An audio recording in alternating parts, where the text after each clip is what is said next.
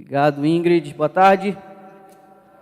Que bom que você está aqui, que bom que você achou que seria importante estar aqui no programa dessa tarde. Eu vou convidar aqui o pastor Yuri e a Laís para tomarem lugar aqui à frente.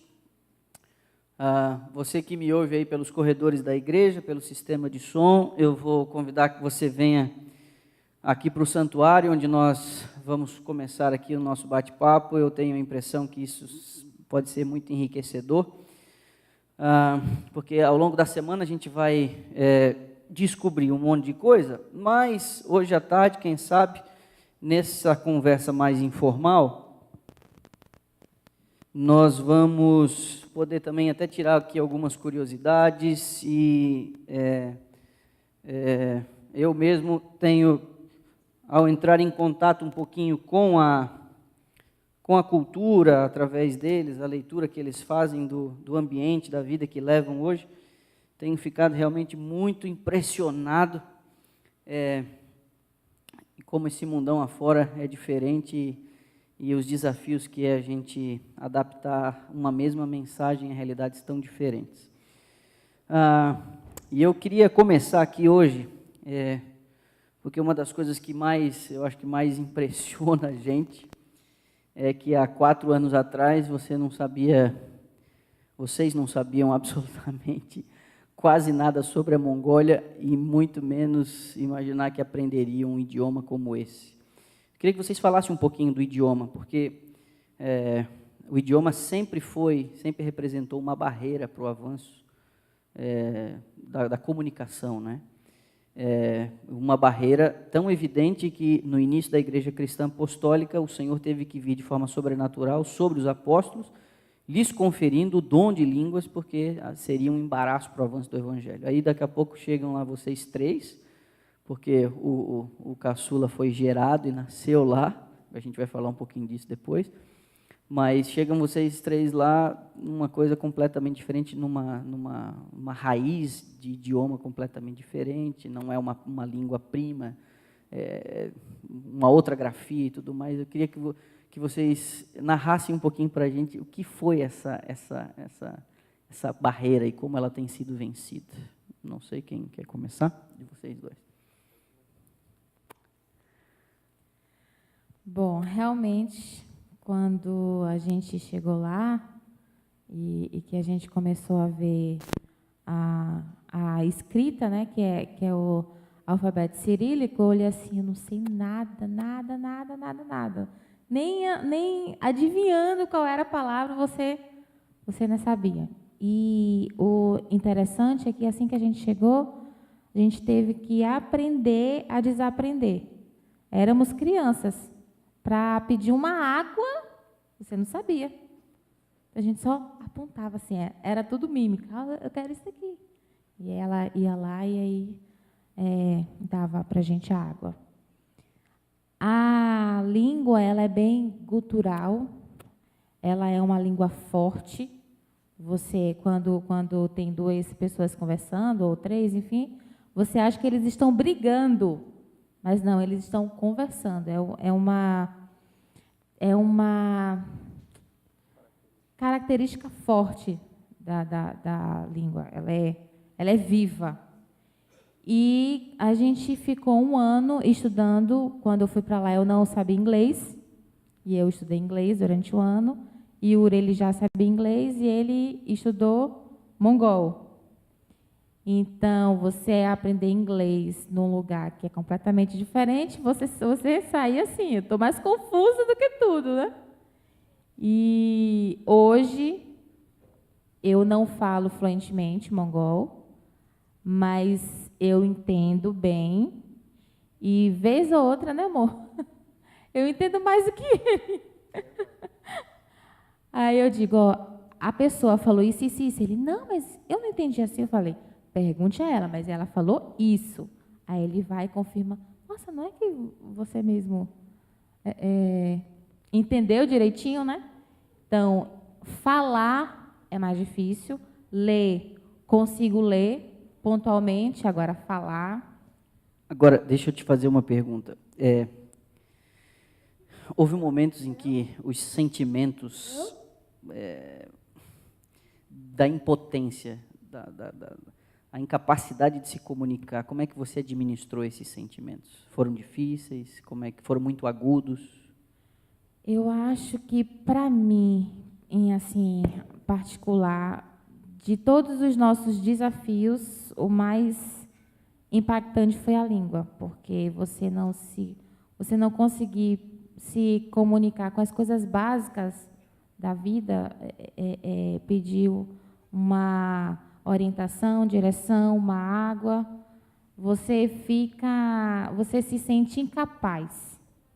E aí, Senhor, o que eu estou fazendo aqui? Eu não consigo me comunicar. Como é que vai ser isso? Vai ser difícil. A gente não vai atingir o nosso objetivo direito. Como é que vai ser? E aí Deus fala, tenha calma, você vai aprender. Só que você tem que voltar a ser criança, a ser dependente. Então, com calma. Criança, ela não nasce, não fala nada ainda. Então, aí ela tem um ano ali, só ouvindo, escutando, e aí ela vai aprendendo. A questão da língua, eu diria que, ao mesmo tempo que é um dos maiores desafios e uma das maiores barreiras, mas também ela se transforma numa das principais ferramentas ou oportunidades de se aproximar das pessoas. Porque uma vez que você consegue superar essa barreira, pelo menos inicial da comunicação,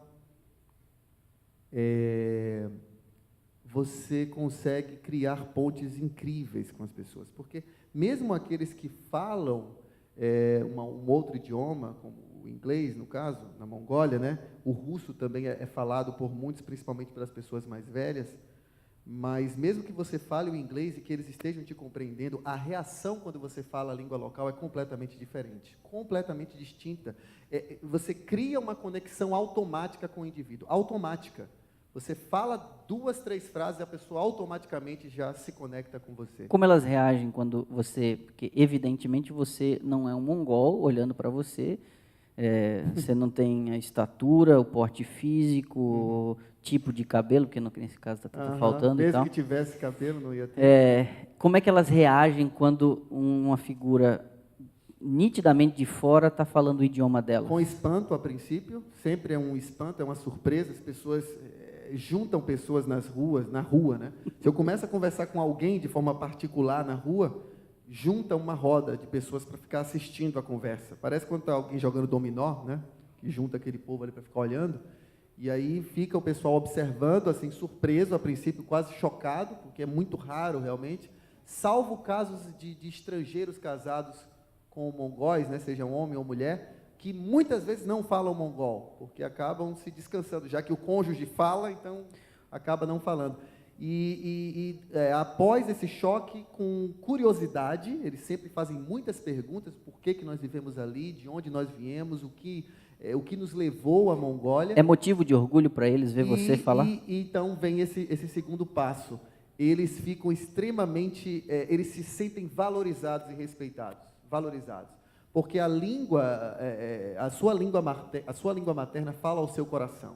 E eles sabem que, no meu caso, como eu trabalho também no escritório da igreja, eu não necessariamente precisaria falar o mongol, não necessariamente, porque eu teria pessoas que poderiam ali me dar um suporte com tradução.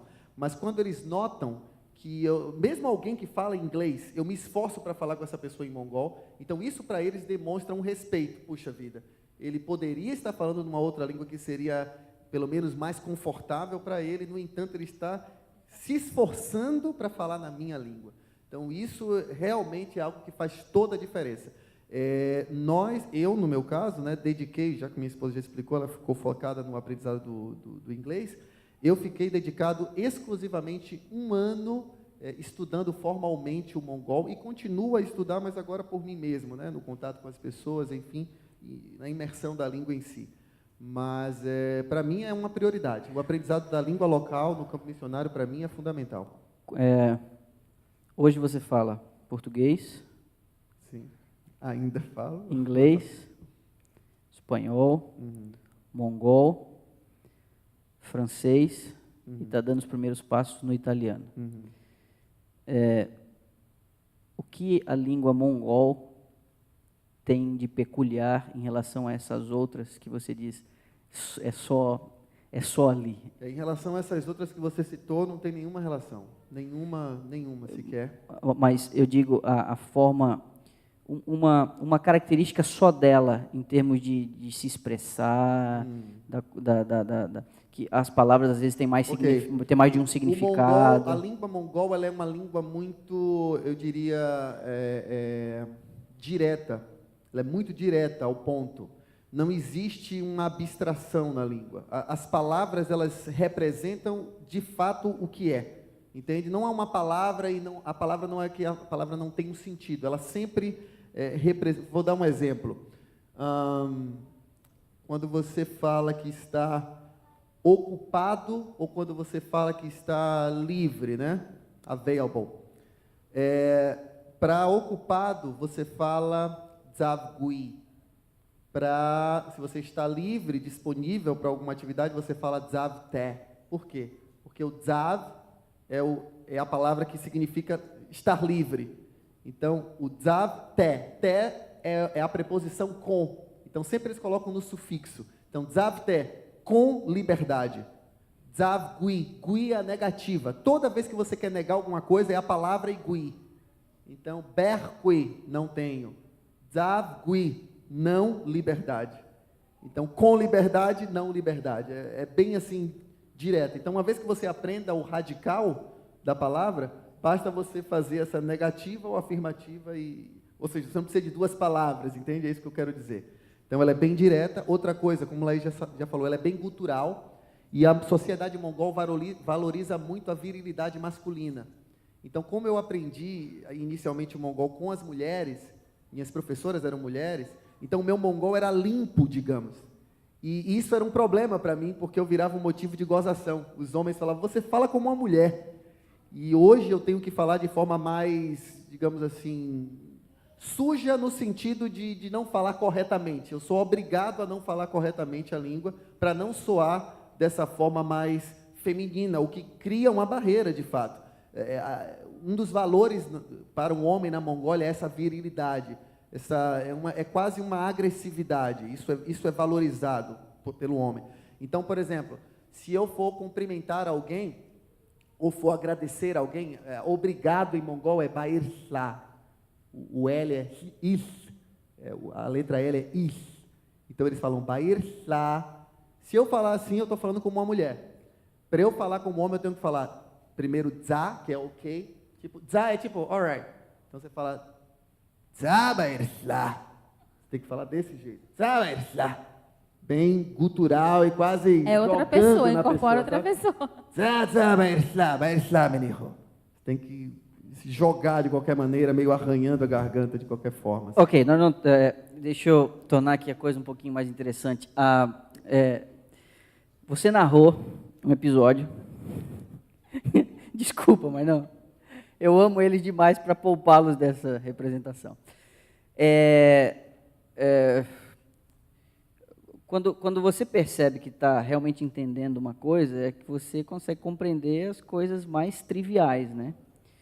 Então, você teve um ancião da sua igreja que foi à sua casa para dizer para você que vocês estavam com um problema nas instalações da igreja porque o esgoto estava entupido. Tem algumas semanas atrás, umas 3 semanas talvez. Ok. Eu quero que você diga para a gente como é que foi essa okay. coisa, em mongol.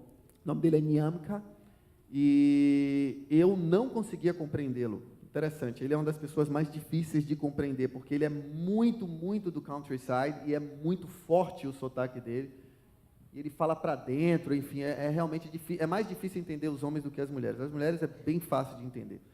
E ele chegou lá em casa e para me informar isso, quando eu ouvi, eu falei, agora vai demorar de eu entender aqui. Mas eu estou me acostumando mais com ele agora, e dessa vez eu realmente fiquei impressionado que eu compreendi tudo. Então ele chegou lá em casa, bateu na porta, né? Quando eu abri era ele. E aí, você quer que eu fale como ele disse, né? Inclusive, como ele te chama, né? Ah, tá. E ele chegou lá e disse mais ou menos assim, vou tentar atuar aqui, né? Ele chegou lá e falou, semeno, pastra, semeno, só nesse raio, pastra, nik minut, nik assuta soi. Bi sum yawad, تجد بوهيروس مش بخن مشمو بسترا مشمو تجد دا يا اخوي يا قد جفل مونك خرجته تجد مونك شنجل دنسني بانك خرجته تجد دا تفر لك خرجته تجد باستر دا يا اخوي e aí eu respondi نيامكا تشي ماتش تير يا واد تجد خموس يردك تجد مونك شنجل تجد ماشي بايرس لا باسترا Bora Khalific, Mashi Bairissá. Desse jeito. Mais ou menos desse jeito mesmo. Agora, eu quero ressaltar isso antes de a gente ir para outro ponto, porque é o seguinte. Como você viu a atuação de Deus nesse processo de aprendizado? Do ponto de vista, o Senhor removendo uma barreira. O Senhor removendo uma barreira. Você narra, inicialmente, a sua dificuldade de conseguir as coisas, de se expressar. Mas as pessoas também têm limitações para elas se fazerem entender a vocês, certo? Hoje, na Historinha das Crianças, você nos dá uma pista. Porque quando você está com a disposição de amar, o amor é uma linguagem universal, os gestos, o olhar e tudo mais, né? Mas como é que vocês têm visto o Senhor quebrar essa barreira? Porque essa, de fato, é uma barreira. Como é que vocês viram isso? Você, logicamente, tem inclinações, né, para a língua, tem gosto de aprender e tudo mais, mas cara, mongol. Durante o período formal de estudos, eu estava realmente totalmente dedicado, né, exclusivo ali ao aprendizado da língua. Chegou a um ponto em que eu quis sair da aula, porque o método que estava sendo utilizado não combinava muito com a minha forma de aprendizagem de línguas. Então, eu preferi sair e aprender por mim mesmo, continuar usando algumas técnicas que eu uso em termos de aprendizagem, principalmente focando no listening muito, né, e em leitura. E, claramente, quando eu foquei no contato com as pessoas, eu me lembro perfeitamente de uma primeira conversa que eu tive com alguém, com uma Risqué, Laís sabe quem é a pessoa, e ela falando comigo, mas assim, com total desenvoltura, como a gente está conversando aqui, e teve uma hora que eu parei e me deu aquela sensação exatamente do clique, né?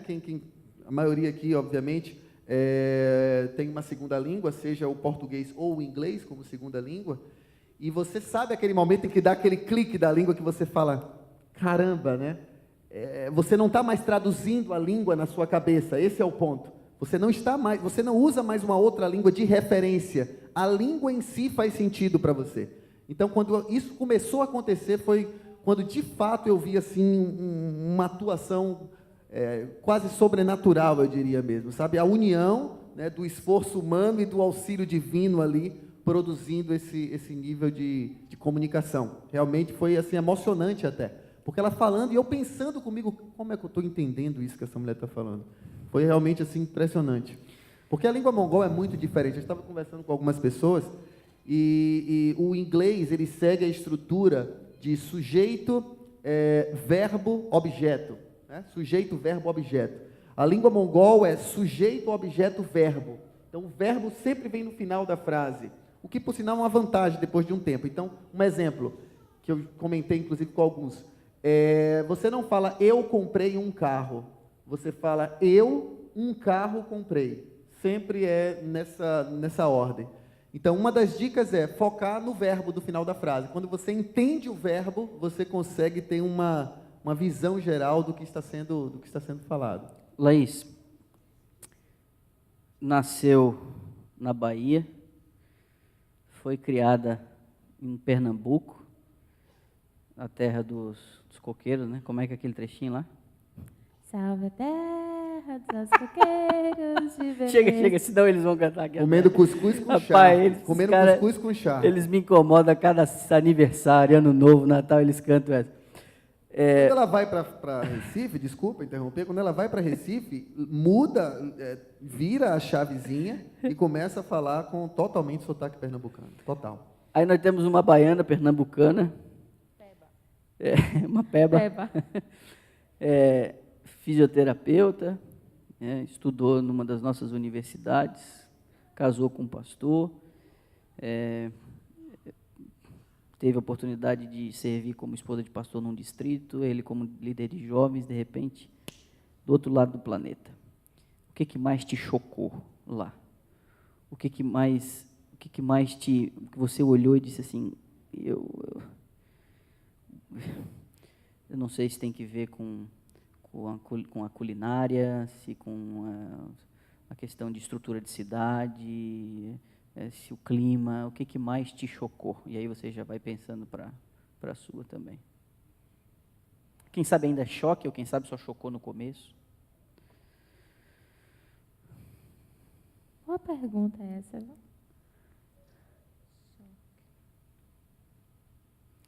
Eu acredito que para mim tenha sido o clima, porque tanto a Bahia quanto Pernambuco são quentes.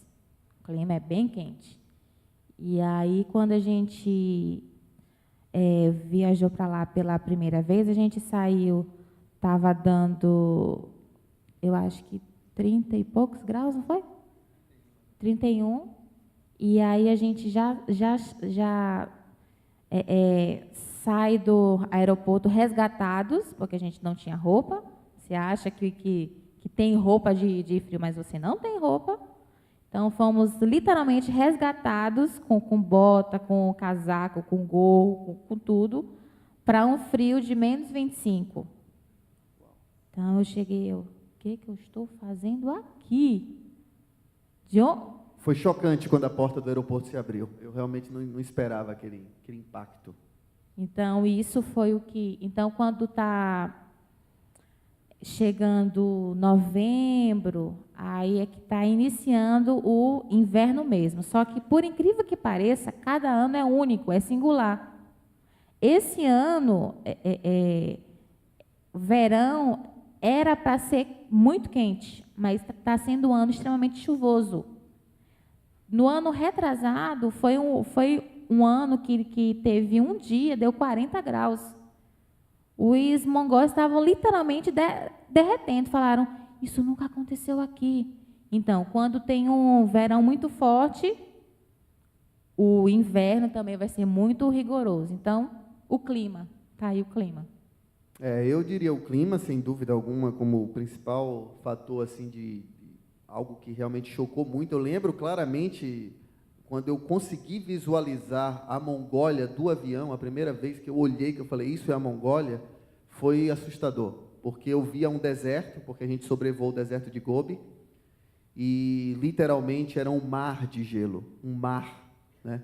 Você não via fim. E eu falei, meu Deus, o que é isso? É uma cena assim completamente surreal mesmo. E, obviamente, o impacto do clima foi muito forte quando a gente, primeiramente, o enfrentou. Mas outra coisa que me chocou bastante no início foi a maneira que os mongóis criam as crianças. Eles criam as crianças de uma forma muito, eu diria, livre. No início eu falava selvagem, mas isso demonstrava um etnocentrismo muito grande da minha parte. Porque é selvagem baseado na minha perspectiva, né?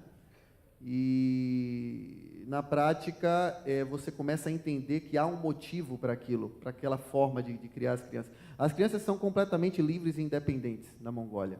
E elas precisam ser assim, senão elas não sobreviverão.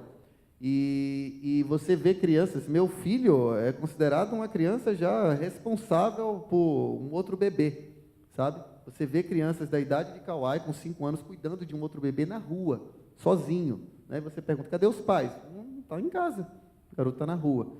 Então, é impressionante. Isso chocou demais quando eu percebi isso. Você me narrou, há uma característica nômade, faz parte do esporte, da cultura, que é a montaria. Isso. Como se dá esse processo na montaria associado a essa questão de as crianças serem livres? Assim?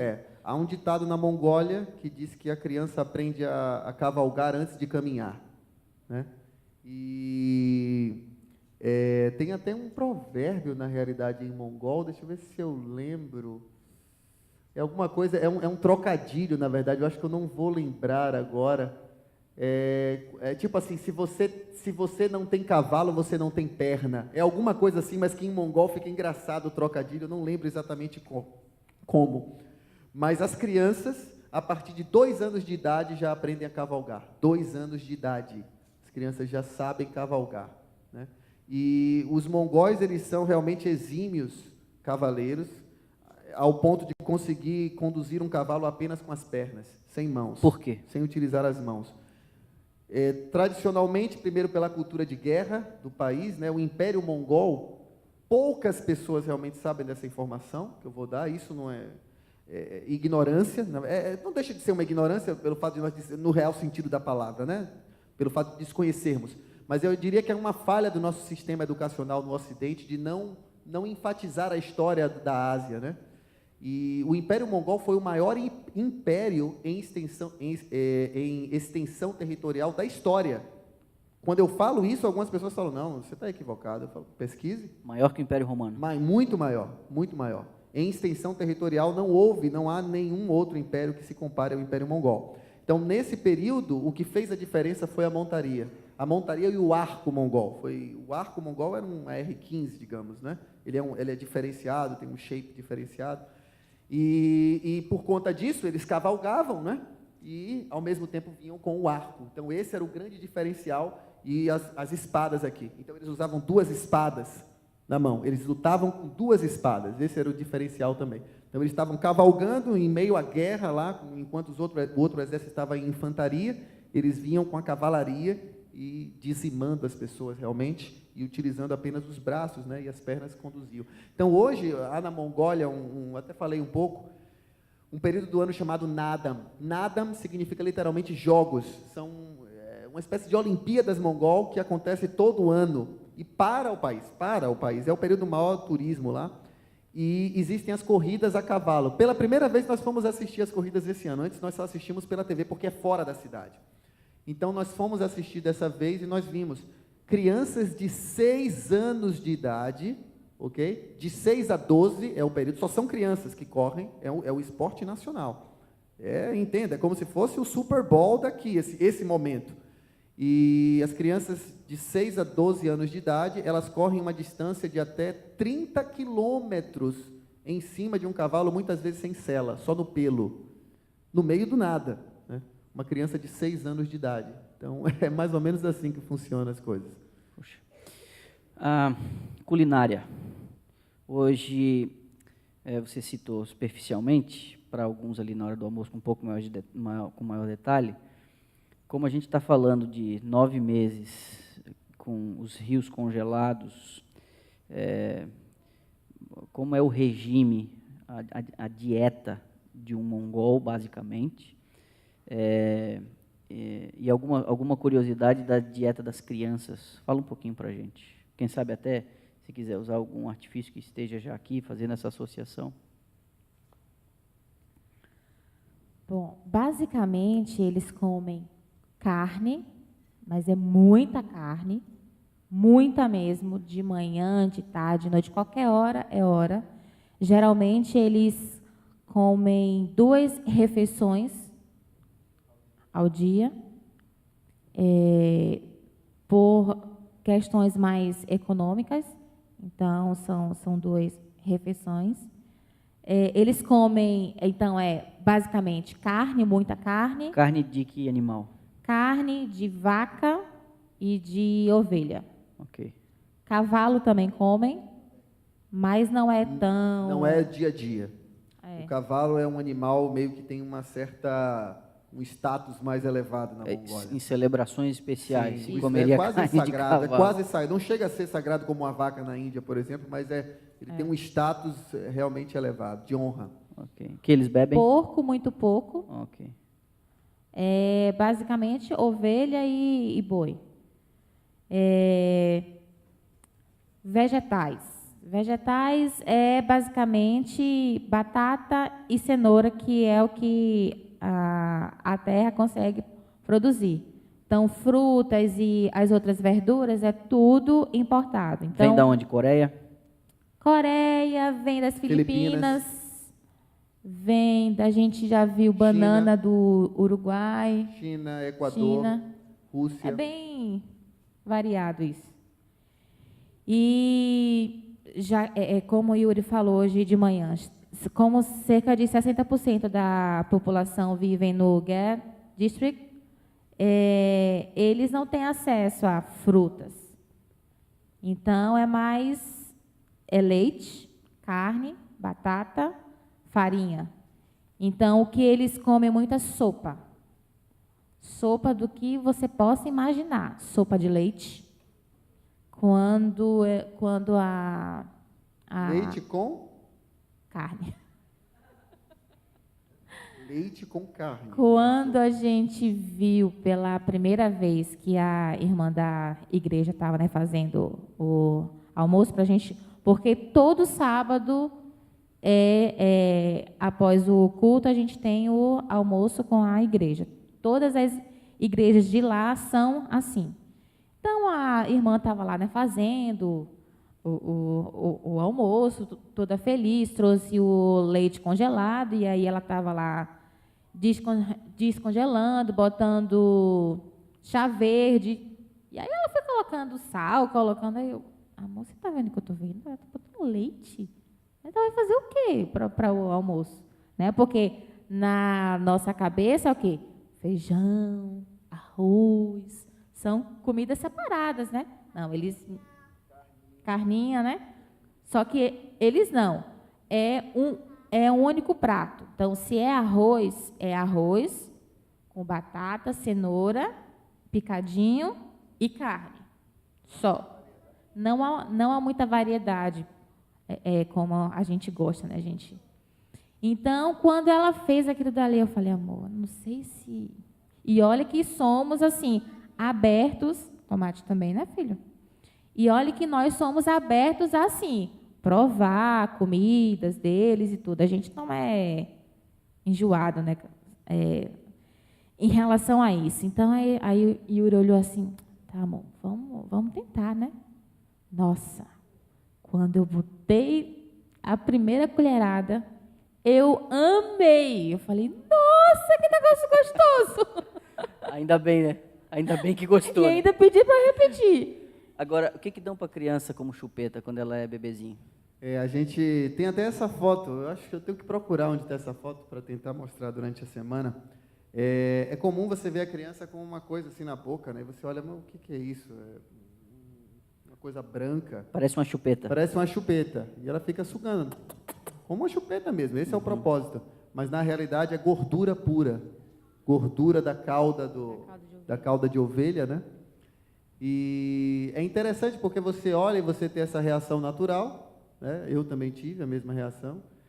E eu fico imaginando um médico, deve ter alguém aqui da área de saúde, chegando lá e falando, mas isso é um absurdo, né? Isso é uma ignorância, é uma selvageria, né? Isso aí a criança vai morrer. E aí você, na melhor das intenções, né, dá a sua sabedoria ocidental, né? Você é uma pessoa civilizada, afinal de contas, né? Eles são selvagens. Então, você dá um conselho, olha, minha jovem, né? Isso, não faça isso, né?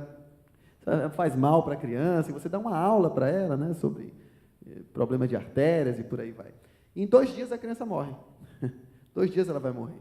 E você é o culpado. Você vai ter que orar para ela ressuscitar agora, porque você que veio com o seu cristianismo, né? Ocidental, né?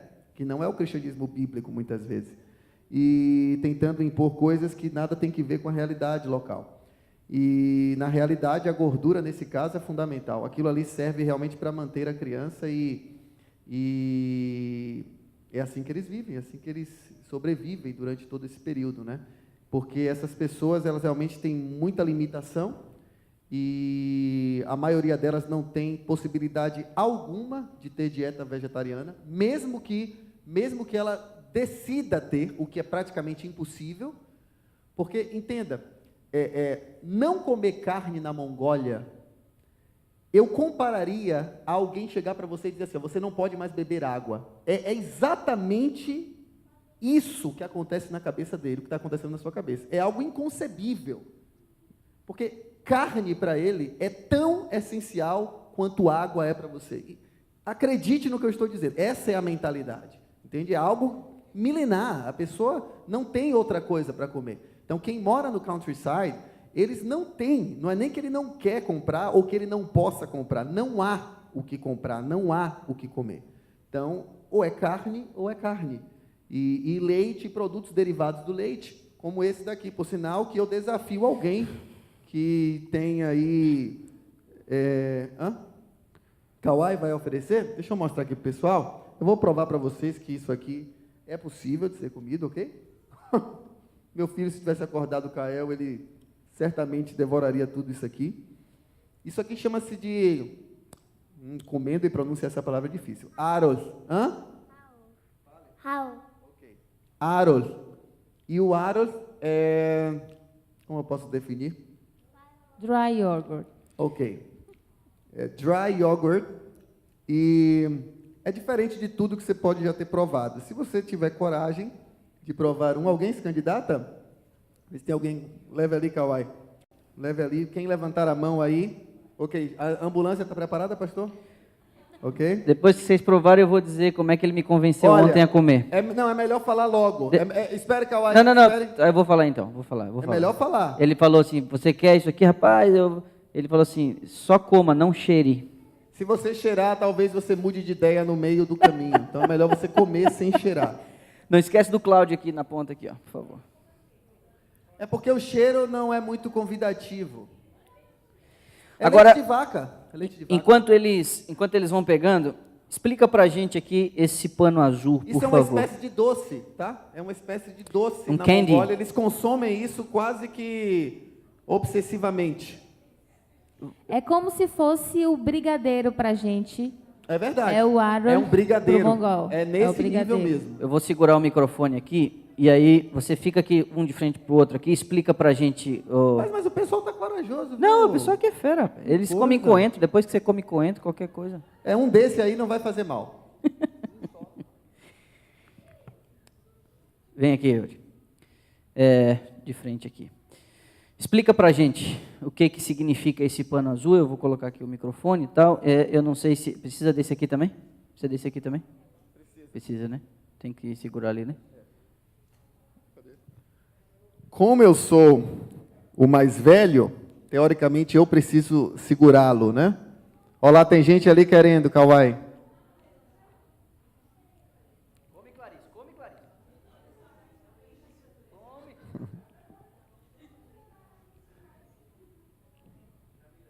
Vamos, Valtinho. Manteiga de garrafa? Olha aí, ainda não tinha ouvido essa definição, viu? Qual manteiga de garrafa? Rapaz, eu vou lhe dizer que já comi manteiga de garrafa e não é esse gosto. Hein, Gil? É manteiga de garrafa? É. Olha, algum de vocês aqui já experimentou uma fruta chamada durian? Já ouviram falar ou experimentaram essa fruta chamada durian? Pastor Manolo já experimentou. Se você for na internet, durian é a fruta mais catinguenta do planeta. Alguns hotéis na Tailândia e em outras regiões da Ásia têm sinais, placas, dizendo proibido entrada de durian. Você não pode entrar no hotel ou em alguns estabelecimentos com a fruta, para você ter uma ideia. Mas há quem diga que quando você prova a primeira vez, é terrível. Eu já provei e tive essa sensação. Mas quando você continua, parece que o seu paladar vai se moldando. É mais ou menos isso que acontece com essas comidas mongóis. Hoje eu amo isso aí. Eu não consigo nem acreditar que eu gosto.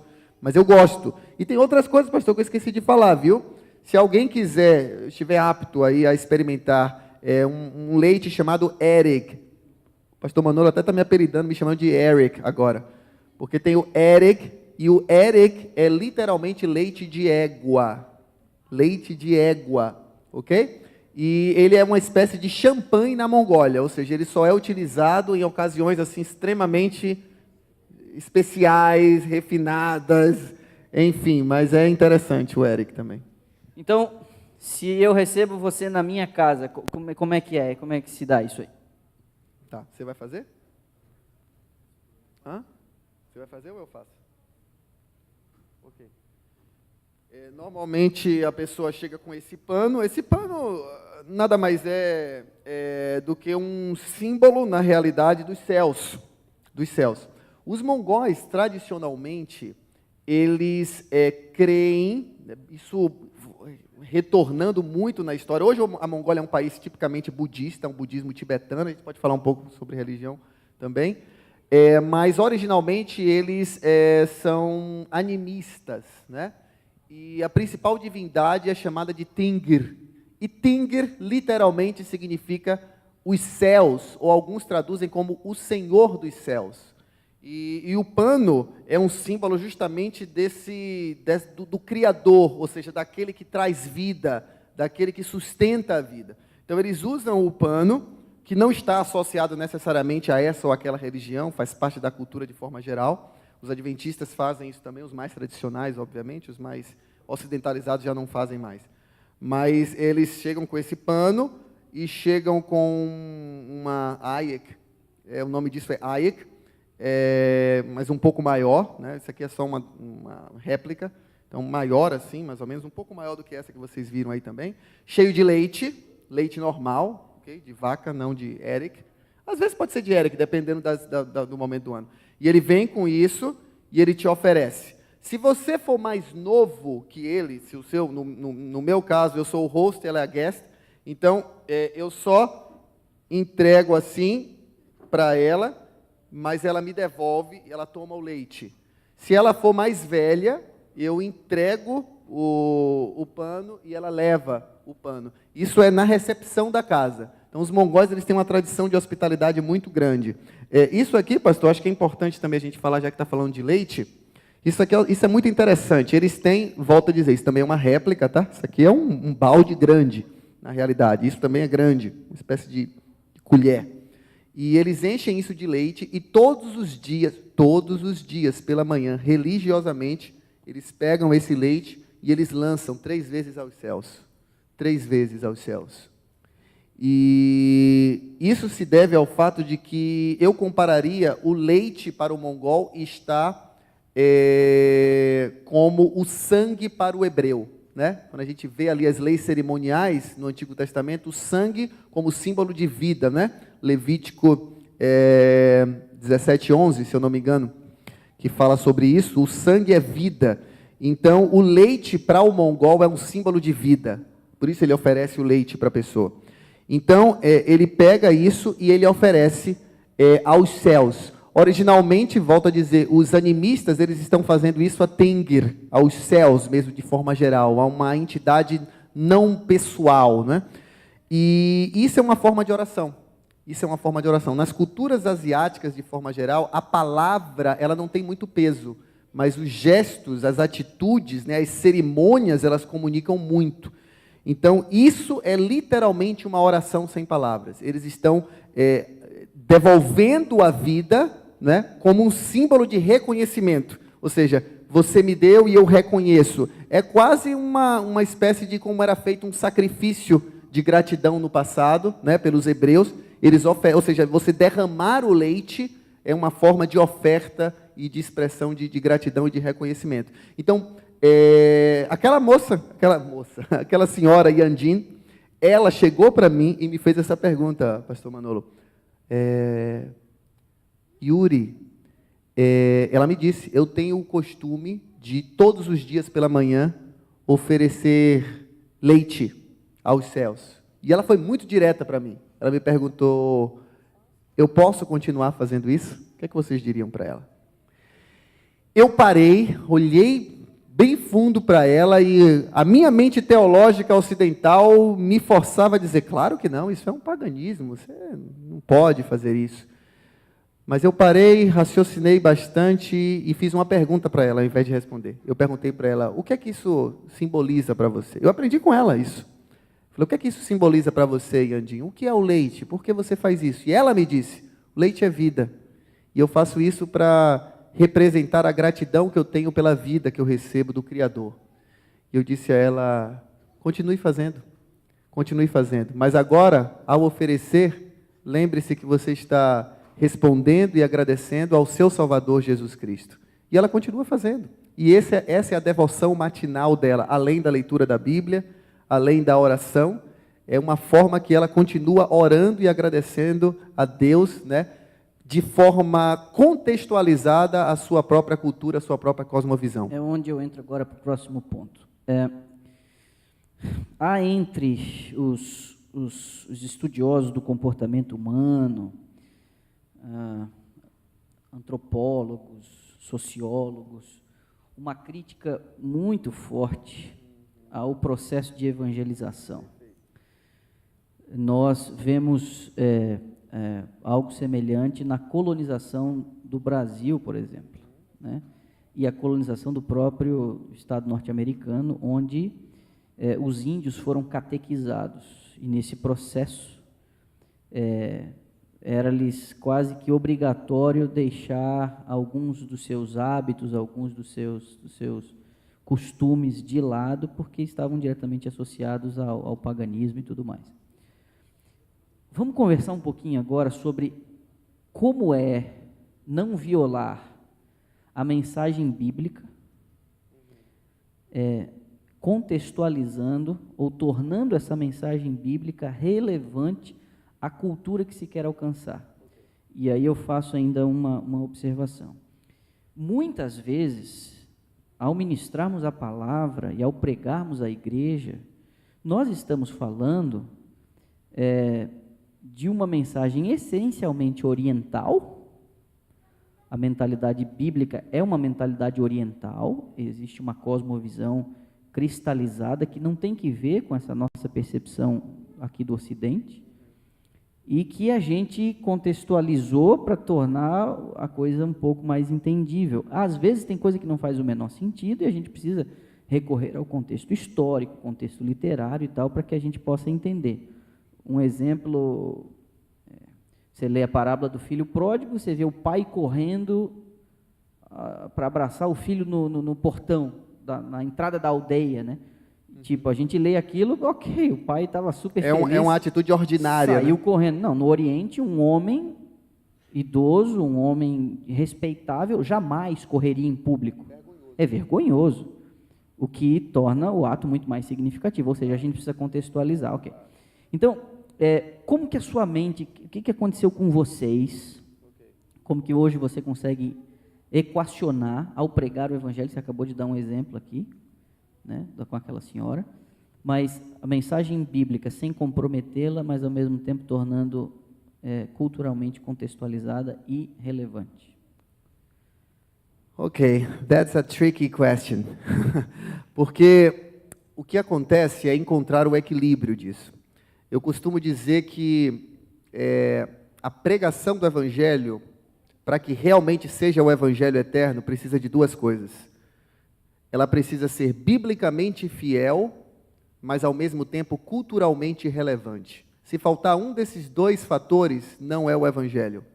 E muitas vezes, nós, ocidentais, nos preocupamos apenas com o aspecto da fidelidade teológica, da fidelidade bíblica, e nos esquecemos dos aspectos antropológicos ou sociológicos. Então a mensagem ela não é comunicada, porque você está transmitindo algo sob a sua perspectiva e não está havendo uma recepção. Então, biblicamente fiel e culturalmente relevante. Eu posso dar um exemplo? Por que eu e você, todos nós aqui, estamos sentando em bancos agora? Nós não pensamos sobre isso, nós simplesmente fazemos. Na realidade, nós estamos fazendo isso de forma inconsciente devido à nossa cosmovisão. E eu vou representar isso através de uma história. Imagine que vamos inverter os papéis. Nós somos os confins da Terra, ok? Aqui, a América do Norte, nós somos os confins da Terra. Nós não somos uma nação cristã. E os missionários mongóis, asiáticos, cristãos, estão vindo aqui nos evangelizar. Vou generalizar agora um asiático. Ele vai chegar aqui e ele vai primeiramente observar a nossa cultura, e ele vai se chocar com muitas coisas, né? Como é que esses caras tomam essa bebida aí cheia de açúcar, esse negócio preto aí, é o que? Isso aí cai umas pedras duras de gelo dentro, o que é isso? Ele vai começar a observar alguns costumes estranhos, não é?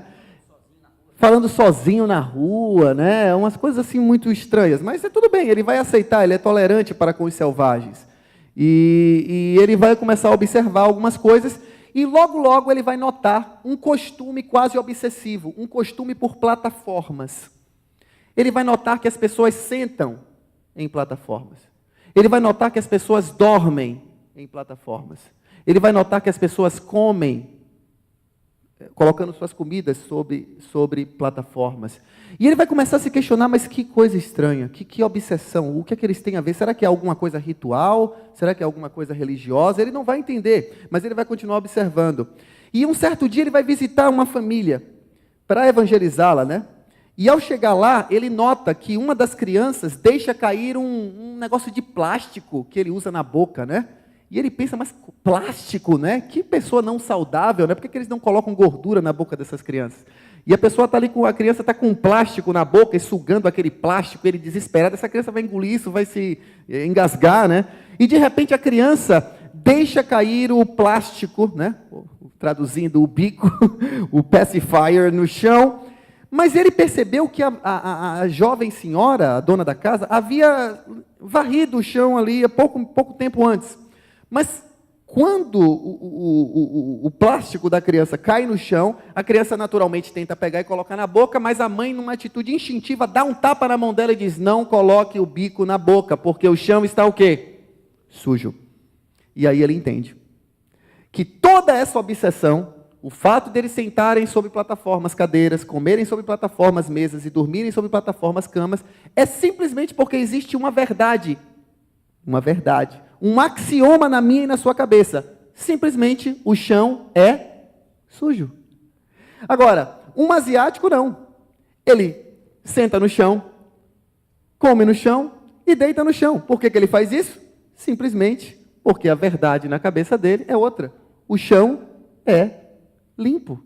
E é por isso que ele nunca entra de calçados em sua casa. É por isso que ele não entra jamais num templo calçado. Isso aqui que nós estamos fazendo é uma atitude de extrema irreverência na Ásia, principalmente na Tailândia. Extrema irreverência. Ele veria esse lugar aqui como um lugar comum. Jamais ele olharia esse lugar como um lugar de poder. O termo poder é muito importante na Ásia. Então ele jamais veria como um lugar santo. Então por quê? Porque o chão é limpo. O chão é limpo. O chão de ambientes, ele não da rua, óbvio. Mas o ambiente interno é limpo. Então, a cosmovisão tem que ver com isso.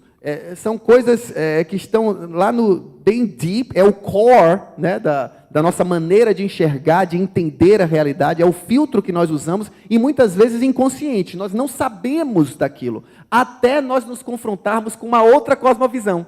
No momento que você se depara com uma outra cosmovisão, você torna-se consciente da sua própria. E aí você tem condições de avaliar, de reavaliar seus próprios comportamentos. E você percebe quão estranho nós somos. E quão paradoxais nós somos. Interessante.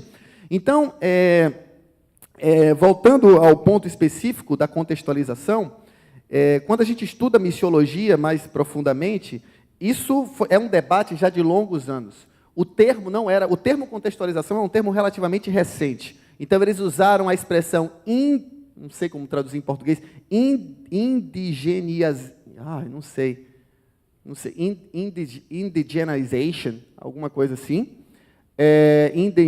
Cara, não sei como traduzir isso em português. Alguma coisa envolvendo indigenização, alguma coisa assim. E depois eles passaram para localização e, então, finalmente, contextualização. Então, há um grande debate em cima disso, qual é o limiar, qual é o limite da contextualização. De forma geral, contextualização é tornar a mensagem do Evangelho relevante e compreensível para uma outra cultura. Só que é uma linha tênue entre a verdadeira contextualização e o sincretismo religioso. O que é o sincretismo religioso? É a mistura entre duas filosofias que são incompatíveis, totalmente incompatíveis. Então, nós temos muito sincretismo religioso no Brasil, por exemplo, de maneira especial na Bahia. Muitos católicos, eles são completamente sincréticos. O cara é católico, ele diz crer na Bíblia, mas no final do ano ele vai na praia e pula 7 ondinhas. Ele vai lá e oferece uma flor para Iemanjá. Então, isso é sincretismo. Isso não tem... Então, você encontrar esse ponto, né, onde você se mantém fiel à Bíblia, mas ao mesmo tempo culturalmente relevante, há um processo chamado contextualização crítica. Aí já é um outro assunto. Mas não é fácil, você precisa realmente de tempo para observar a cultura, compreender, entender os parâmetros baseados na cosmovisão deles. no momento certo atuar. Então, o maior erro dos missionários é justamente, ao invés de pregar o evangelho, impor sua cultura, que muitas vezes nada tem que ver com o evangelho. Vou dar um exemplo claro. Como é possível, num país como o Brasil, extremamente tropical, eu ir para a igreja com 40 graus de terno e gravata? Você vê, isso obviamente é uma imposição cultural que nós recebemos. E hoje nós não questionamos mais. Então, os missionários, muitas vezes, eles santificam a forma exterior, mas se esquecem da essência do significado. E muitas vezes a forma tem um significado para você, mas para o outro tem um outro significado completamente distinto. É o exemplo que eu dei do sapato.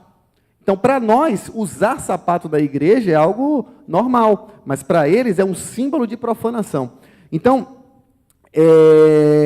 você precisa realmente observar isso com bastante cuidado, com muita oração, e é um processo, eu diria, de diálogo constante, onde você vai e volta, até encontrar um padrão, sempre envolvendo os locais, e nunca tentando impor nem a sua própria cultura, nem a cultura local. Porque muitas vezes você, no afã de querer contextualizar, você pode gerar sincretismo. Porque você não compreende plenamente as nuances por trás de algumas práticas culturais. Você tem que ouvir bastante as pessoas para que você não cometa o outro extremo. Então, quando você impõe sua cultura, você também está sincretizando. Esse é o ponto, você está sincretizando.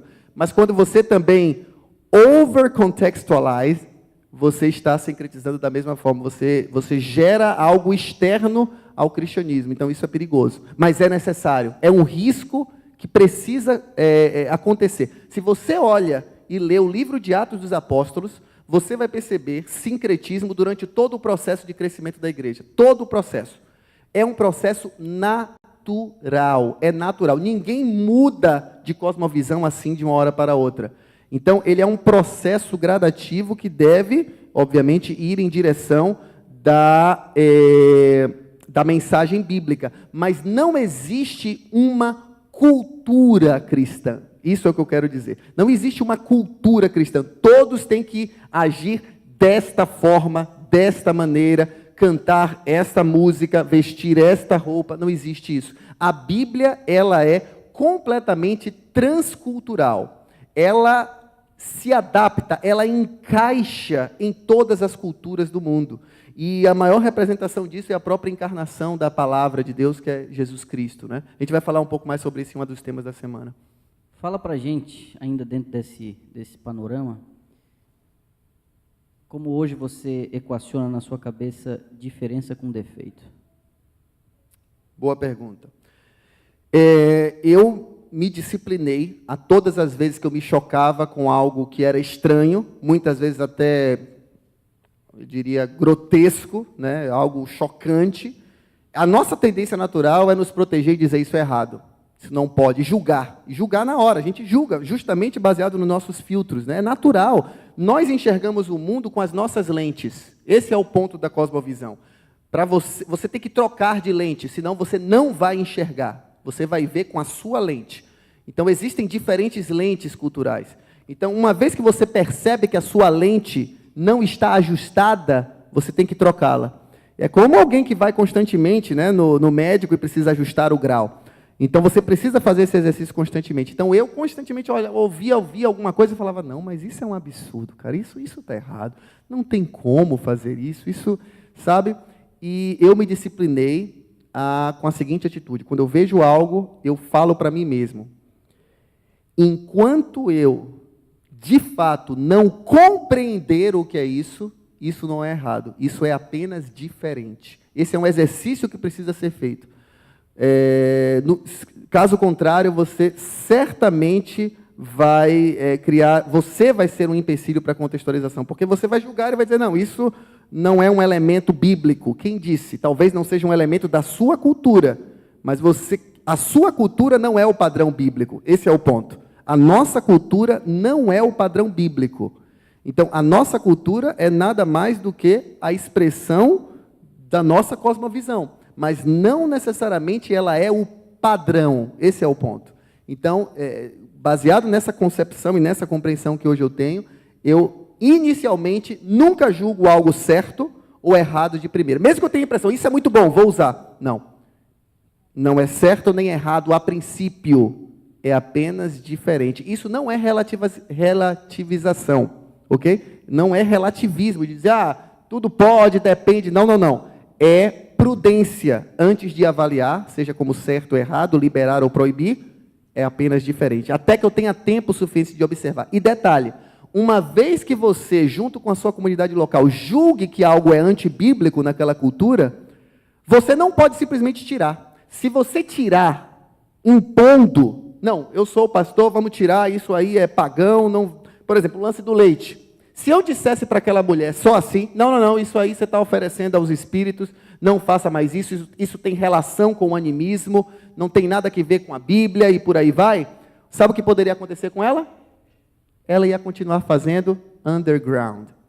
É assim que o sincretismo mais se fortalece. O sincretismo não se fortalece na superfície, ele se fortalece aqui, justamente onde não há o diálogo aberto. Então, quando você proíbe algo, a tendência é o sincretismo ele crescer embaixo. Então, você nunca pode simplesmente eliminar uma prática, você tem que substituí-la. Se você eliminá-la, o gap que ficará causará uma necessidade de retorno à antiga prática. Ele vai sentir falta. Então você precisa substituir. Ouvi um missionário, um amigo nosso em comum, dizer que um dos anciãos dele, da igreja, o primeiro ancião, não cumprimentava as pessoas à saída na igreja, depois de pregar. Ele não cumprimentava, ele não estendia a mão para ninguém. E o pastor, recém-chegado no campo missionário, sem compreender isso, resolveu chamar o ancião para conversar e dizer assim, amigo, é muito importante que você manifeste afeto, simpatia com as pessoas à saída para você dar a mão a elas e cumprimentá-las, né? E ele responde, não, que se eu der a mão, a mensagem que eu recebi, ela vai ser roubada de mim, ela vai ser tirada de mim, por conta dessa influência cultural, porque o toque transmite, tem esse impacto, né? E o pastor, com muita sabedoria, não desmistifica isso na cabeça dele, mas dá um novo significado para o gesto. Ele falou, não, muito pelo contrário. Quando você dá a mão e cumprimenta as pessoas, você fixa a mensagem na mente delas. Ou seja, ele acabou utilizando o mesmo gesto, mas atribuindo um novo significado. Em outras palavras, ele não eliminou, ele não substituiu, ele só deu um novo significado. Atribuiu um novo significado à forma. Perfeito. Ok, durante a semana a gente vai ter muita coisa ainda para ver, mas eu acredito ser muito relevante uma pergunta aqui, antes de a gente abrir para a igreja, que quem sabe queira fazer alguma pergunta para vocês, saciar alguma curiosidade. A minha última pergunta aqui é: Deus enviou a família Gramacho para o outro lado do planeta. O que aconteceu com vocês? Como Deus tem falado com vocês? Deus tem falado de uma maneira diferente? Deus tem se manifestado de uma maneira diferente? Vocês adquiriram uma experiência nova na relação com Deus? O impacto do trabalho de vocês, a gente pode ver na transformação de vidas, nas pessoas que têm ouvido falar de Jesus e ter aceitado a oferta de salvação. Mas Deus, quando manda um missionário, não quer salvar apenas as pessoas, mas quer salvar o missionário. O que está acontecendo com vocês? Antes de a gente abrir a pergunta para eles.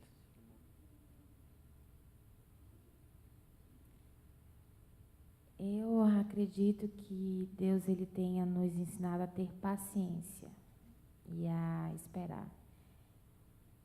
Eu sou um pouco ansiosa com as coisas e a gente tem aprendido a Deus dizer, olha, fique calma, eu tenho o meu tempo. Mas, Senhor, isso precisa ser resolvido agora. Não, eu tenho o meu tempo.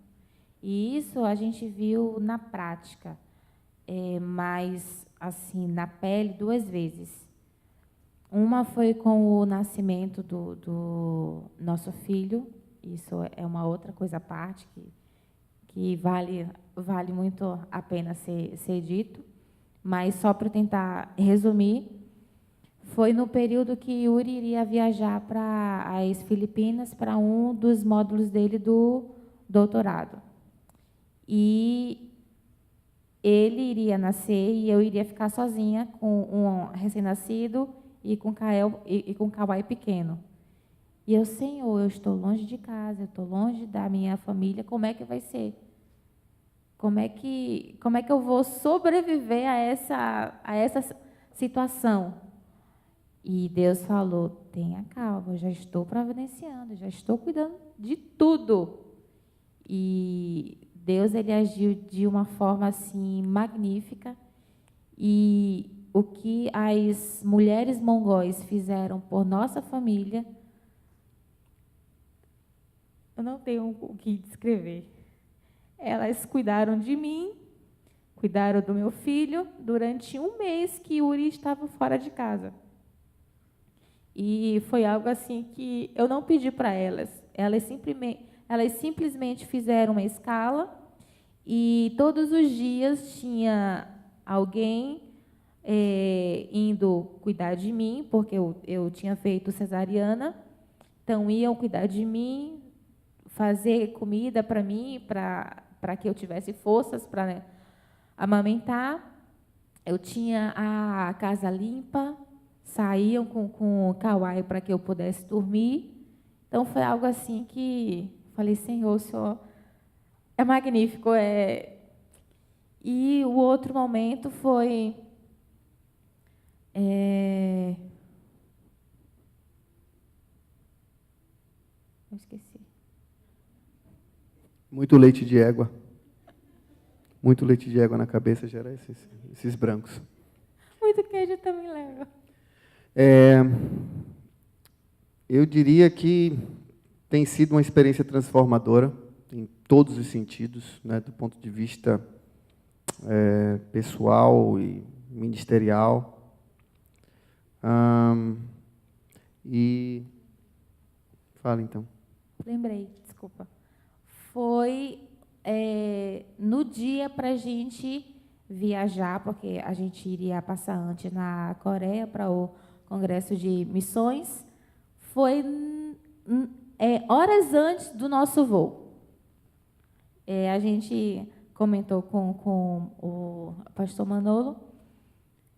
Simplesmente a gente não achava os passaportes de Kawai e Kael.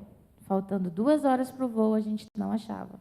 E na verdade, pode parecer ser uma imprudência muito grande, né? É porque nós guardamos os passaportes sempre numa bolsinha, sempre naquela bolsa. Então, a gente nunca se preocupa com o passaporte, porque eles sempre estão ali.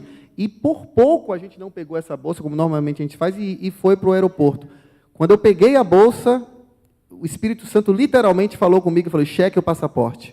Porque alguns, os passaportes dos garotos, os nossos também, o visto americano estava no passaporte antigo, e o passaporte novo, enfim, precisava estar junto. Então, eu falei, não, eu vou checar para ver se os dois estão lá. E quando eu chequei, o dos meninos não estava. Então, faltando 2 horas. Então, quando o Yuri falou, amor, eu não estou achando nem o de Kawai e Kael. Como assim? Estava tudo aqui, em cima da mesa, tudo. Não estou achando. Aí eu comecei a entrar em desespero, comecei a chorar. Vasculhamos a casa inteira, parecendo polícia, tentando achar, enfim. E aí, nessas horas, você fica muito desesperada, né? E aí, não, tenha calma. Vamos orar. Aí eu fui, a gente chamou o Kawai, filho, vamos orar. E aí ele foi, orou. Só que você fica meio que incrédula ainda. Não vai achar. E aí, depois de 1h30 tentando achar esses passaportes, eu parei e falei, Senhor, eu já fiz tudo o que eu poderia ter feito, a gente já vasculhou a casa inteira, agora o Senhor tem que atuar assim, claro, mostrar para a gente. E aí, quando a gente descansou nele, ele lembrou, está com Má. Má é uma das secretárias lá da missão, e ela é responsável pela questão de documentação, de visto, de trabalho. E ela tinha pedido, alguns dias atrás, os passaportes dos 2 meninos. Aí o amor deve estar com mar, liga para ela, liga para ela. Era 11h30 da noite. E lá vai Yuri ligando para ela. Liga, e nada dela atender. Liga, e nada. Aí Yuri, amor, eu vou lá na missão agora. A sorte foi essa, foi que nossa casa fica a 200 metros do escritório. Eu vou lá, vai arrumando, vai terminando de arrumar as malas, vai fechando, porque a gente vai para o aeroporto, vai viajar. Falei, amém, vamos embora. Aí ele foi para o escritório, meio que arrombou lá Meio não, eu arrombei. Tive que arrombar. Não estava, eu olhei a mesa dela e não tinha nada, né? Revirei lá, desarrumei tudo e não estava lá. Mas eu vi que ela tinha gavetas, né? Trancadas. E eu falei, deve estar aí dentro. E aí eu arrombei. E aí, na última pastinha que ele foi procurando, estava lá. Parecia filme, sabe aquela coisa de filme? Eu meti uma chave de fenda e abri. Peguei a pasta, fui procurando pasta por pasta. A minha era a última, Yuri. Um monte de pastor, né? Nome de pastores lá. Peguei a minha e foi uma pasta dessa grossura, cheia de papel, de documento. Imagine, 4 anos de documento lá, de 3 em 3 meses renovando o visto. E eu, meu Deus, página por página. Na última página estavam os passaportes. Eu peguei, fui igual um louco para casa. E graças a Deus conseguimos embarcar e aqui estamos. Pois é, amém. Eu estava dizendo da questão da experiência transformadora e, assim, o que mais realmente tem me afetado é perceber que eu não tenho todas as respostas. Perceber que eu não tenho todas as respostas e que eu jamais posso considerar a minha cultura superior a outra. Jamais. É apenas uma forma diferente de enxergar uma realidade. Não existe uma realidade absoluta fora de Deus. Só Deus enxerga a realidade de forma absoluta. Os homens enxergam a realidade baseados nas lentes culturais que utilizam. Então, isso hoje me leva a uma compreensão e a uma humildade de jamais me considerar superior ou mais desenvolvido que este ou aquele povo. Você pode ser mais desenvolvido em matéria de tecnologia, em matéria de estrutura, de infraestrutura, sem dúvida alguma. É incomparável, por exemplo, quando nós colocamos a Mongólia com a Coreia. É humilhante, a palavra é essa. Quando você coloca como fator de julgamento o aspecto infraestrutura. Mas uma cultura não é baseada nisso apenas. A Mongólia, existem valores na Mongólia que nos humilham como ocidentais, nos humilham. Existem valores na Ásia que nos humilham. Acho que muitos de vocês viram, não a primeira vez que eu vejo isso, o que aconteceu na Copa do Mundo com a torcida japonesa. Aquilo é humilhante. Aquilo é humilhante. Eles acabaram de perder um jogo e simplesmente eles estavam limpando a área da torcida adversária. O que é isso? Isso é absurdo. Isso é um absurdo. Isso é uma aula de civilidade, vamos colocar assim, né? Mas é isso. Eu diria que isso me tornou muito mais humilde, muito mais desconfiado do meu próprio julgamento. Hoje eu percebo que o meu julgamento ele é muitas vezes maculado pelas minhas lentes, né? Pelo meu padrão, pela minha cosmovisão, e que muitas vezes não representa o pensamento de Deus ou a vontade de Deus. Não como eu achava que pensava. Né, como eu achava que eu tinha a autonomia de olhar a Bíblia e entender que da forma que eu estava lendo a Bíblia, eu estava enxergando a realidade tal qual ela é, de forma absoluta. E não é verdade. Muitos asiáticos, eles conseguem ler a Bíblia e enxergar coisas que é impossível para um ocidental enxergar. Impossível. Ele só consegue enxergar se ele se conscientizar daquilo. Se alguém falar com ele. Por ele mesmo, ele não consegue. Não consegue. Principalmente fatores que dizem respeito com shame and honor. Eu comentei com alguns outros hoje aqui. A cultura ocidental, veja, em resumo, toda cultura, ou todo povo, ele é orientado por 3 diferentes coisas. Normalmente essas 3 coisas estão presentes em toda a cultura, mas uma é dominante. Ou eles são orientados por culpa, que é o nosso caso, ou eles são orientados por vergonha, ou shame and honor, como se usa muito no Oriente Médio, né? Vergonha e honra, ou eles são orientados por medo, ok? Então, por exemplo, o evangelho, quando é trazido para um ocidental, normalmente a gente fala o quê? Jesus, o que é que ele vai fazer com você? Perdoar os seus pecados. Não é assim? Por quê? Porque nós somos guilt-oriented. Nós precisamos disso. Nós nos sentimos culpados. Então, o foco está no perdão. Se você falar isso para um mongol, isso não vai significar absolutamente nada. Isso está biblicamente correto, mas culturalmente irrelevante. Você vai ensinar isso a ele, mas como um segundo passo. Se você usar isso como ponto de contato, o evangelho está sendo irrelevante. Por quê? Porque eles não são orientados por culpa, eles são orientados por shame and honor, e eles são orientados por medo. A vida de um animista é baseada no medo, dominada pelo medo. Tudo, ele tem medo de tudo, ele tem medo da sombra dessa flor. Dá uma ampliada no conceito de animismo. Pode Ok. parecer que para alguns, inclusive, é uma expressão em português que a gente está usando e pode não... Mas o que é o animismo? O animismo, basicamente, ele vem de culturas tribais, de culturas essencialmente tribais, que tem que ver com a associação de que, de maneira especial, elementos da natureza possuem alma, literalmente, são entidades. Objetos, O lugares, sol, o rio, a árvore. Eu tenho histórias que eu já vi, pessoal abraçando árvore, adorando árvore na Mongólia. Roupa, enfim. objeto. E Isso, tudo mais. então... Essa é a razão pela qual, quando se faz um trabalho de macumba ou Perfeito. de Candomblé é totalmente animista. Você atribui um valor àquilo. Por exemplo, uma galinha morta numa encruzilhada da minha casa tem tal valor no mundo espiritual. Né? Isso é uma religião. E o conceito de mágica. Quando a gente fala em mágica, a gente pensa em ilusionismo no Ocidente. Mas o conceito de mágica, a cosmovisão mágica, a visão de mundo mágica é o seguinte: você consegue manipular esses elementos sobrenaturais com rituais. Você manipula Deus. Então, se você disser a frase certa, vai acontecer aquilo. Se você oferecer da maneira certa aquele ritual, vai acontecer. Não há um relacionamento com a entidade, há uma manipulação de uma força sobrenatural. Então, isso é o animismo. E por conta disso, a vida deles é baseada em evitar essas coisas que querem destruí-lo. Ele acha que tudo quer destruí-lo. Então, ele tem o medo dos ancestrais. Então, ele tenta honrar os ancestrais, os antepassados, né, da sua família, enfim, espíritos que estão presentes ainda. Estão presentes e fazem parte da comunidade, uma sociedade coletivista.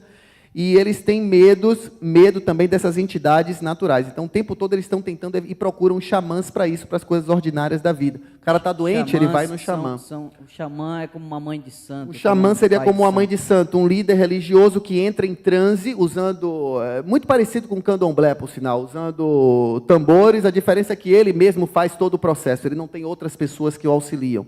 Então, ele entra em transe, recebe supostos espíritos e fala com as pessoas e dá orientações e passa remédios mágicos e dá passes. E tal. Isso é uma realidade muito forte na Mongólia e na Ásia existem casos claros de pessoas que já morreram depois de receberem maldições de xamãs. É muito forte, é uma realidade, não é uma superstição.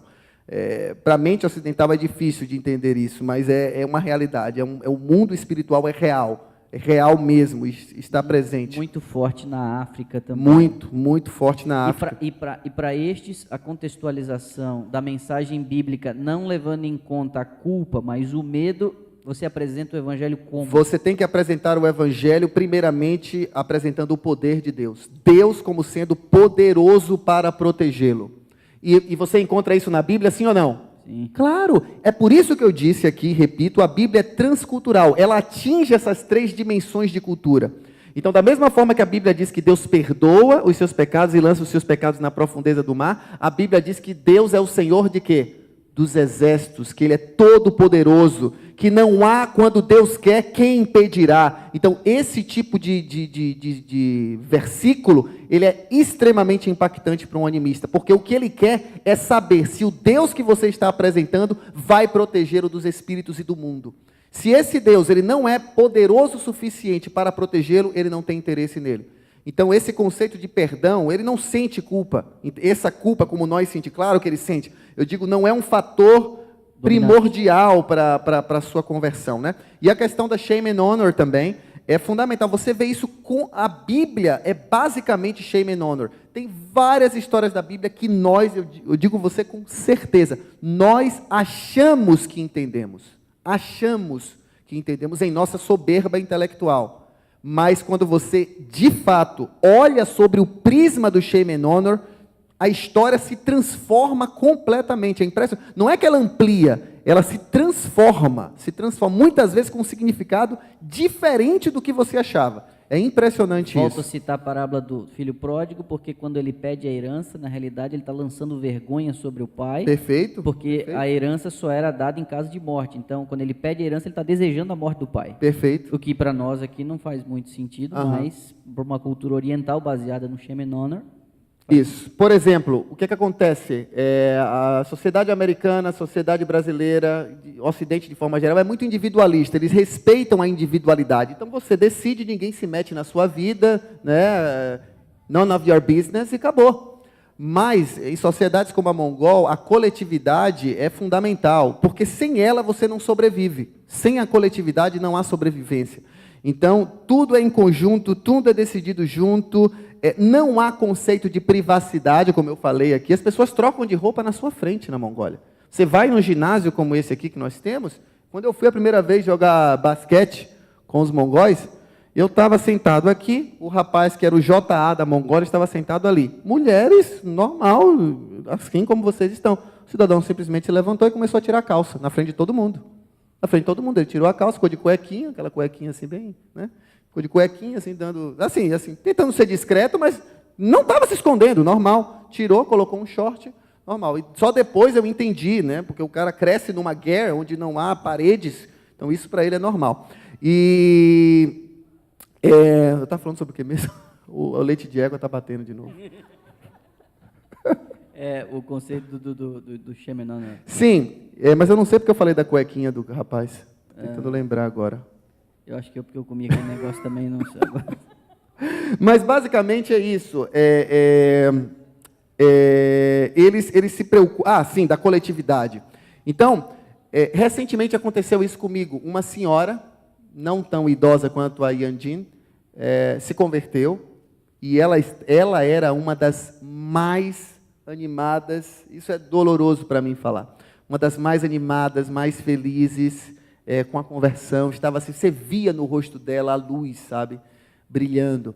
E ela e a filha dela já adulta, cerca de 28 anos, Mônica, ainda lembro o nome dela em inglês. Os mongóis, alguns deles têm nomes em inglês. Então, assim, que eles criam, né, para facilitar a comunicação, já que é difícil memorizar um nome mongol. Então, ela falou, meu nome é Mônica, o nome da mãe dela era Rishge também, não, Tsitsge, se eu não me engano, Tsitsge. E elas se converteram, estavam frequentando a igreja. 2 semanas depois, o irmão dela morreu num acidente de carro. 2 semanas depois. Bêbado, atravessou a rua, o carro pegou e matou. O irmão da senhora, 2 semanas depois. Ela continuou vindo à igreja, continuou vindo, mas se afastando e finalmente parou de vir. E quando eu fui tentar, eu tentei ir a ela, ligar, e ela tentando evitar, até que eu compreendi o que havia acontecido.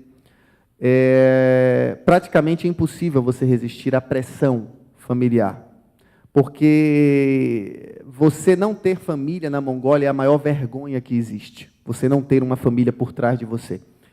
Não há como sobreviver sem família. Então, a família dela, obviamente budista e animista, virou para ela e disse claramente, o seu irmão morreu por sua culpa.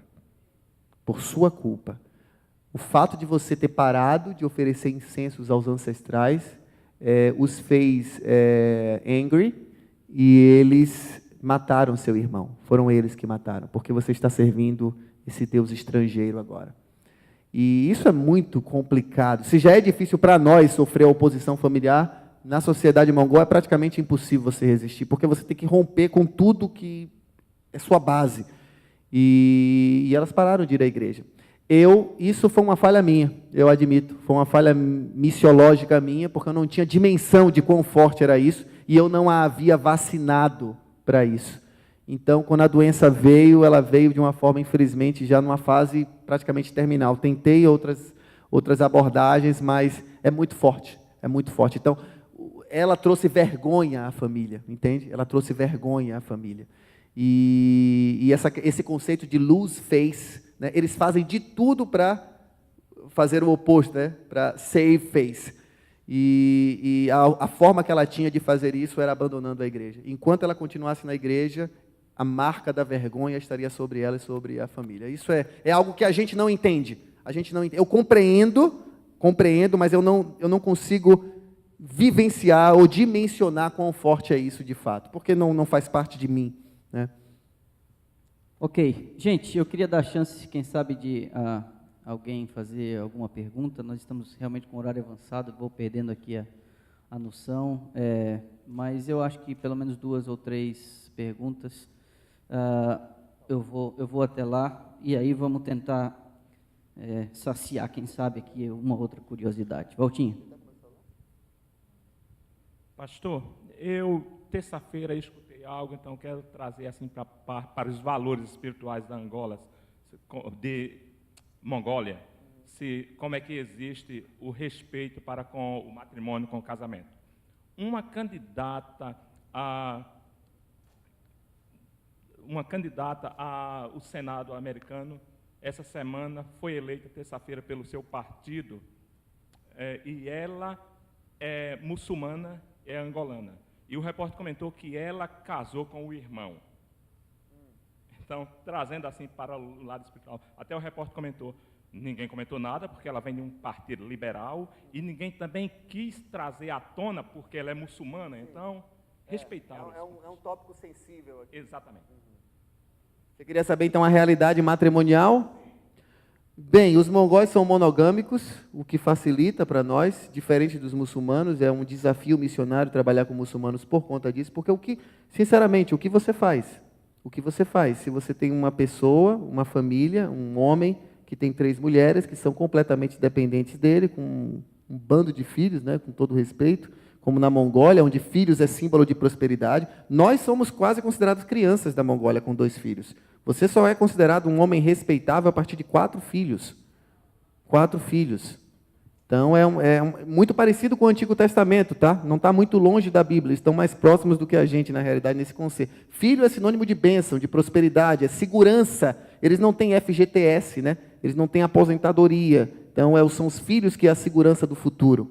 Então, você aborda, por exemplo, um muçulmano e leva o evangelho e diz, ok, agora você tem que ser monogâmico. Sim, e o que é que você fez então? Você destruiu uma família, aquelas 2 mulheres estão condenadas à miséria, né? Aquelas crianças vão se tornar párias na sociedade.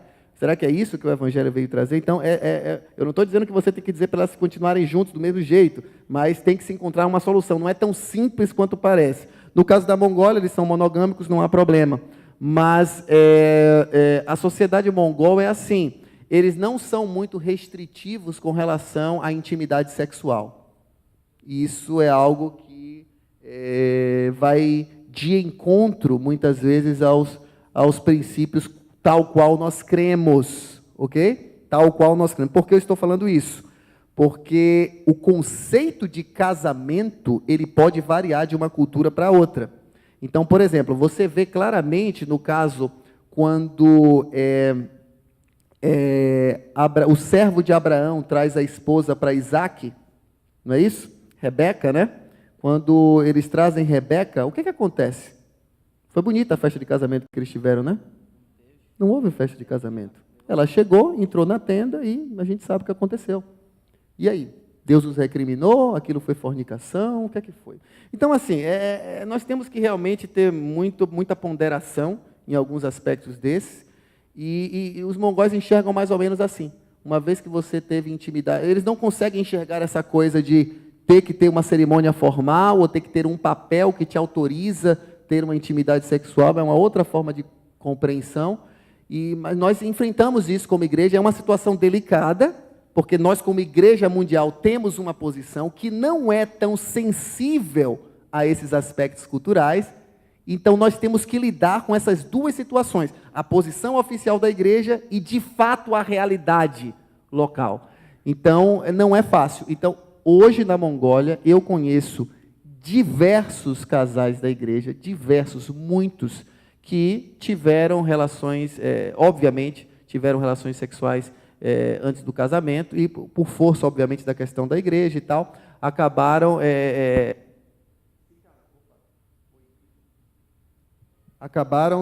normalmente quando fazem isso é porque o tempo esgotou, acabaram se casando por força realmente da pressão da igreja. Próximo. Mas não necessariamente eles sentem necessidade de fazer isso. Não, irmão com irmã eu desconheço. Desconheço. Próxima pergunta aqui. Pastor, qual é a expectativa de vida dos mongóis? Relativamente alta até. Você vê por essa senhora de 80 e poucos anos, você vê muitos idosos. Agora, eles vivem muito mais com sofrimento. Não é uma qualidade de vida. Você vê as pessoas com muitas doenças, principalmente esses problemas de articulação, exato. E os homens, a expectativa de vida dos homens é muito menor. Eu acho que gira em torno de 50 a 60 anos para o homem, principalmente por causa da bebida alcoólica. Eles bebem muita vodka, muita. Câncer de fígado é a maior mortalidade. Outra pergunta Mongólia. Aqui. Como que vocês lidam na igreja com o fato do recém-convertido gostar muito de álcool e carne de porco? Carne de porco não é um problema. Óbvio, algumas pessoas comem, né? E quando elas entram na igreja, elas são orientadas que aquela não é uma carne apropriada de acordo com a Bíblia, e nós explicamos, enfim, todo esse contexto. Por exemplo, quando você vai num restaurante, se você abre um menu de um restaurante, entre, sei lá, em 2 páginas de lista de comidas, um prato vai ser carne de porco. Então, assim, é algo bem reduzido mesmo. Diferente da China, diferente Coreia, da completamente, tal, na Coreia, que é fruto do mar, e China, porco o tempo inteiro também. Mas não é um problema. Mas você falou outra coisa em relação à comida? Álcool. Álcool é um problema. Álcool é um problema para os homens, porque é algo que é incentivado, na realidade, faz parte da cultura desde uma tenra idade. Então, os homens bebem álcool. Agora, obviamente, isso não é aceito na igreja. Não é aceito. Então, eu particularmente, desconheço alguma igreja na Mongólia que tem sido conivente com esse tipo de atitude. Pelo contrário, a igreja enfatiza. O próprio mongol hoje sabe que não é bom. Então, hoje a sociedade já existe toda uma campanha do governo, enfim, né, as famílias destruídas, pessoas que morrem congeladas na rua, o cidadão bebe e cai inconsciente, numa questão de horas, se alguém não tirar ele dali, ele vai morrer, literalmente. Então, hoje já existe toda uma questão nesse ponto. Agora, eu tenho membros da minha igreja que lutam com isso, lutam. Ou seja, não é que ele bebe e está tudo bem. Ele tem recaídas e vem e chora e a vergonha bate. É interessante esse processo, mas é um desafio. Álcool é um desafio. E aí vem a questão quando a gente falou da carne, né? Você falou da carne de porco. A grande discussão teológica, vamos colocar assim, em relação à carne na Mongólia, não é comer ou não comer carne. Isso aí é quase, não há como discutir isso na Mongólia. É uma discussão já vencida. A questão é se é possível ou não comer carne de cavalo. Essa é uma discussão teológica na Mongólia. Porque muitos comem a carne de cavalo e nós orientamos que não é, né, de acordo com a Bíblia é clara em relação a isso, mas muitos ainda comem, né, meio que escondido, mas comem. É aquele lance, você não substituiu, não orientou, vai aqui, ó, por baixo. Né? E o leite de égua é a grande questão. O leite de égua. Por quê? Porque há 2 grupos, 2 pensamentos divergentes na igreja da Mongólia. Olha que discussão interessante, né? Discussão se pode ou não pode beber leite de égua. Essa é a discussão teológica na Mongólia. Ninguém se preocupa com santuário ou coisa desse tipo. Mas há algumas pessoas, um percentual, eu diria, sei lá, uns 2% da igreja que não bebe, e eu acho que uns 98% da igreja bebe, inclusive líderes da igreja. E a discussão gira em torno do seguinte: quem diz que não pode beber, ele faz por inferência a seguinte análise: o cavalo é um animal imundo, a égua, obviamente, é o cavalo, né, feminino, né, a fêmea, melhor dizendo, do animal, e o leite, por inferência, um leite de um animal imundo não deveria ser consumido. Faz sentido, mas é uma inferência. Por sua vez, o outro partido diz o seguinte: bem, ok, mas isso não está claro na Bíblia. De fato, não está. A Bíblia é muito clara com relação ao consumo da carne, mas a Bíblia não fala nada com relação ao leite. Então, ambos têm a sua razão, baseado na sua perspectiva, e agem com muita maturidade. Uma igreja de menos de 30 anos, a igreja da Mongólia tem 25 anos oficial, e eles não se degladiam por conta disso como nós fazemos, tá? Por coisas menores às vezes, né? Divergências teológicas, eles não se degladiam, eles usam muito o princípio de Romanos 14. Parafraseando agora, né? Quem bebe não julga quem não bebe não despreza quem bebe, e todo mundo fica feliz. Podemos encerrar? Laís, nos despeça em oração. Eu estou muito agradecido a Deus pela oportunidade dessa tarde, ter aprendido tanto, e creio que será uma semana muito poderosa, porque cada uma das noites, pelos temas, e a gente vai ter a chance de enxergar as coisas numa outra perspectiva.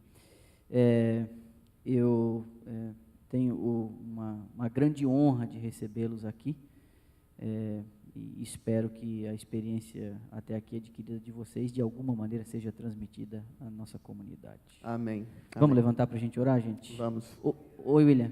Amanhã às 7, diferente da semana que faremos às 7h45, domingo temos a chance de começar mais cedo, vamos começar às 7. Após a oração, pastor Manolo, eu me disponibilizo aqui, Laís colocou algumas coisas aqui na mesa que nós não apresentamos. Se você tiver algum interesse adicional ou quiser se aproximar aqui da mesa e observar alguns outros artigos que nós temos aqui, fique à vontade também, né? Nós temos alguns artigos interessantes aqui, com ossos, enfim, isso aqui são jogos tradicionais da Mongólia. Se você quiser, é uma pequena exposição aí que nós trouxemos para vocês conhecerem um pouco mais.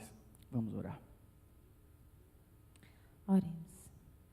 Santo Deus, eterno Pai, muito obrigado, Senhor, por esses momentos em que passamos aqui, aprendendo um pouco mais sobre como alcançar outros povos além-mar.